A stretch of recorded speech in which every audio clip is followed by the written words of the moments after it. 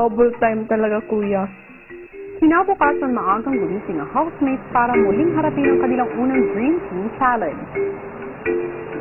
Kung ganado si Yong mag-isip ng diskarte para sa kanilang panungkit, si Kisses pinaghanda naman ang almusal ang kanyang mga kasama. Gusto ko, kuya, na kaming dream team is na maka-inspire ng mga tao sa pamamagitan ng pinapakita namin sa isa't isa na kahit competition, may love pa rin na namumuo, may care para sa isa't isa.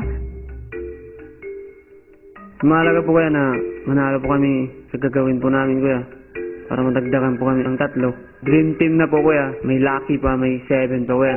Sarap pakinggan po, kuya. Ate, gising mo kaya sila? Tulog po siguro sila yun, eh.